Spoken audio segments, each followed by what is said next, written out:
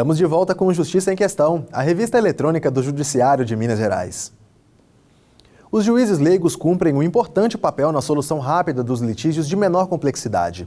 A primeira experiência do Tribunal Mineiro com os juízes leigos aconteceu no início deste ano, no sistema dos juizados especiais. Uma cobrança indevida na fatura do cartão do banco fez a senhora Joaquina Augusta procurar o juizado especial em Santa Luzia, Minas Gerais. Eu estava pagando muito caro. Como é que chama o negócio? Seguro. Pelo seguro, que eu nem conheço. Era um serviço que a senhora tinha contratado? Não é cartão, não. Não. Vem na minha boleta sem eu saber, eu estava pagando. Aí meu patrão, que é gerente de banco, falou comigo: nossa, está pagando tanta coisa, você nem sabe o que é.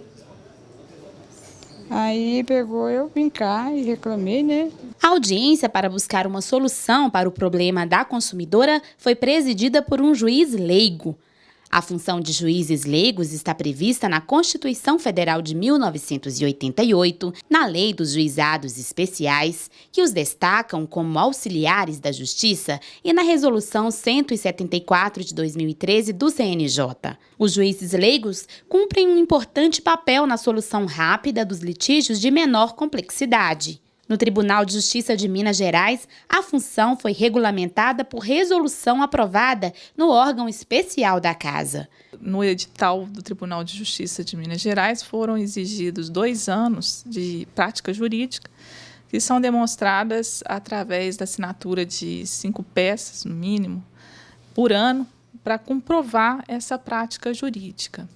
E também é vedado que eles exerçam advocacia no juizado da unidade jurisdicional onde eles estão trabalhando, para justamente terem essa exclusividade ao cargo. A atuação do juiz leigo, ela é prevista na própria Lei 9.099 e ela, a princípio, seria tanto em âmbito civil quanto criminal. Mas, por uma portaria do Tribunal de Justiça de Minas Gerais, a gente tem essa atuação dos juízes leigos limitadas aos processos de natureza civil. Em Minas Gerais, foram designados 74 juízes leigos para atuar nos juizados especiais cíveis de Belo Horizonte e do interior, atendendo a 45 comarcas do estado. Os juízes leigos podem conduzir audiências de conciliação, instruir o processo e apresentar projeto de sentença que deve ser aprovado pelo juiz de direito. Em Santa Luzia, por exemplo, atuam em parceria com a juíza togada Ana Paula de Freitas 2 juízes leigos que compõem a primeira turma formada pelo TJ Mineiro. O diferencial que a gente nota no juiz leigo é que ele foi selecionado, ele passou por um processo de seleção por prova.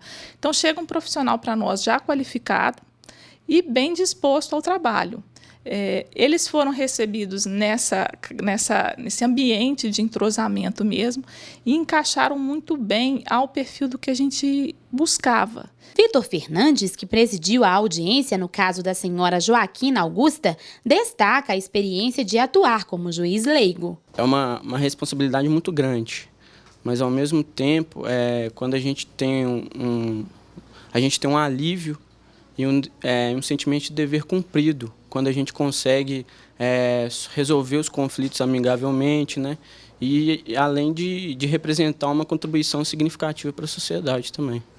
O exercício da função de juiz leigo demanda uma vivência dinâmica com o processo. Para Matheus Miranda, que também atua na comarca de Santa Luzia, o trabalho é animador, o que contribui ainda mais para o sucesso da prestação jurisdicional. Porque eu pego uma parte do conciliador, que é a conciliação, mas também faço a instrução em julgamento, que é de comum do juiz de direito, e faço o projeto, que é homologado pelo juiz de direito. Então, eu participo de todas as etapas do processo. Nisso, o aprendizado ele é muito grande, porque ao mesmo tempo que eu trabalho a questão do acordo, de tentar resolver o problema amigavelmente, uma solução pacífica, mais rápida, mais célere, ao mesmo tempo que, quando não há, eu já vou pensar o problema juridicamente para apresentar a solução dentro da sentença. Os objetivos buscados pelo Tribunal de Justiça de Minas Gerais na redução do tempo e da quantidade de processos vêm se confirmando. Com a chegada dos juízes leigos, o Juizado Especial de Santa Luzia dobrou o número de audiências dia, passando de 30 para 60, o que faz a juíza comemorar. Desde que eu cheguei em Santa Luzia, sempre foi um projeto meu executar aquilo que a Lei 9.099 já previa, que eram as audiências unas. A Lei 9.099 ela prevê que, em não sendo possível viabilizar a conciliação, de imediato pode-se convolar uma instrução e, em seguida, o julgamento. A gente não conseguia fazer isso porque a gente não tinha pessoal para isso, e, sobretudo, pessoal qualificado, alguém que tivesse capacidade de, por exemplo, assim como o juiz, fazer uma instrução. E foi nesse contexto que os juízes leigos se enquadraram. Que o diga a dona Joaquina Augusta, que ao final da audiência pôde contar o resultado da busca pela garantia de direitos. Aí, graças a Deus, eles fizeram um acordo comigo, também me devolução do meu dinheiro. Do jeito que tá, ficou bom, o acordo que ele fez para mim tá bom. Tá prolongando não, porque tá bom. Tá bom. E foi rápido? Foi tranquilo. Somos uma sociedade plural e multifacetada. Mas a falta de compreensão das perspectivas de vida do outro gera aspectos de violência que preocupam. Eu conversei com o advogado Tiago Coatti, vice-presidente da Comissão de Diversidade Sexual da OAB de Minas Gerais, sobre a discriminação de gênero. Acompanhe. É para falar sobre o preconceito de gênero que eu converso com Tiago Coatti, vice-presidente da Comissão de Diversidade Sexual da OAB de Minas Gerais. Bom, Tiago, eu quero começar te perguntando o que é exatamente a discriminação de gênero, a quem ela se aplica. Olá, esse é um assunto um pouco complexo. A gente tem que pegar e primeiro entender 3 coisas. 1, o que é gênero. 2, o que é discriminação. E 3, como na prática a discriminação acontece. De uma forma simples, gênero diz da relação minha com meu corpo e com a sociedade. Ou seja, como eu me entendo, como eu apresento para a sociedade e como a sociedade me percebe. Geralmente a gente pensa em gênero, a gente pensa logo em masculino e feminino, como se fossem duas coisas estanques, separadas e fixas. Isso não é bem assim. Os movimentos sociais já vêm reivindicando, e o direito vem reconhecendo, que o gênero é uma coisa mais fluida e também, assim, não tão fixa. Então, eu posso, ao nascer, ser identificado com um certo gênero, mas à medida que eu cresço, identificar com outro gênero. Essas são as pessoas trans. Então, e dentro dessa hierarquia, na verdade, dentro dessas diferenças, né, surgem hierarquias. Porque falar de gênero é também falar de poder. Alguns gêneros são hierarquizados como superiores e outros como inferiores. Essa é a discriminação. É essa hierarquização e essa inferiorização de determinadas formas de gênero. Então, geralmente, a gente fala de 3 públicos da discriminação de gênero, né? As mulheres trans e travestis, e algumas pessoas vão entender também os gays, as lésbicas, as pessoas bissexuais, entrando também com uma certa forma de discriminação de gênero. E atualmente o Brasil conta com alguma legislação que venha abordar esse assunto e essa variedade de gêneros de forma talvez até a protegê-los? Sim, conta. Como, na verdade, existem várias formas, né, na prática da discriminação acontecer, uma das formas mais visíveis é a violência física, os assassinatos. Outras formas menos visíveis, por exemplo, seriam os insultos. Outras formas também, as violências psicológicas, as discriminações no âmbito do trabalho, ou seja, recusa de contratação, ou então contratação por um valor inferior. Então, o direito tem que regular isso em vários âmbitos, né? Esses âmbitos que eu peguei e especifiquei aqui do direito do trabalho, a legislação trabalhista possui uma série de mecanismos para coibir que isso aconteça ou, se acontecer, punir.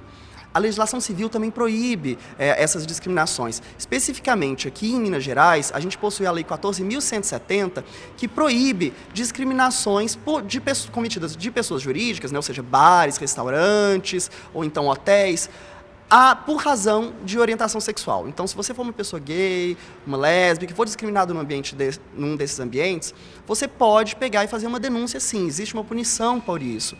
E, além disso, essas outras discriminações que são protegidas pelo âmbito penal, essas mais sérias que eu peguei e mencionei para você, a violência física, o assassinato, existe também uma série de dispositivos dentro do Código Penal ou ainda algumas legislações específicas, como a Lei do Feminicídio e a Lei Maria da Penha. E a quem esses casos de preconceito e discriminação de gênero devem ser reportados, considerando essa pluralidade que pode acontecer no âmbito civil, no âmbito trabalhista? A quem? Olha, como existem várias regulações, cada regulação tem uma competência diferente e um local diferente para você fazer a denúncia. Enquanto uma legislação penal, por exemplo, uma violação penal, exige que você faça uma denúncia numa delegacia, vá até o Ministério Público, outras violações, uma violação civil, uma discriminação civil, você já tem uma outra forma de lidar. Especificamente a que eu mencionei aqui, da Lei 14.170, a denúncia no CONED, que é o Conselho Estadual de Direitos Humanos. Você vai lá, faz uma denúncia e eles vão encaminhar isso. No mundo do trabalho, você pode ir até o Ministério Público do Trabalho, que vai pegar e vai encaminhar essa denúncia. Então, cada tipo diferente de discriminação exige uma denúncia diferente e um local diferente para a gente pegar e denunciar. Para além disso, eu sempre recomendo e aconselho as pessoas a ligar para o Disque 100, que é o Disque Direitos Humanos da Presidência da República. Esse Disque Direitos Humanos ele vai coletar a sua denúncia e vai tentar dar o melhor encaminhamento possível à sua denúncia. No próximo bloco, o Justiça em Questão fala sobre o sistema de monocultura e discute se existe um limite para a produção em larga escala de um único produto agrícola. Voltamos já.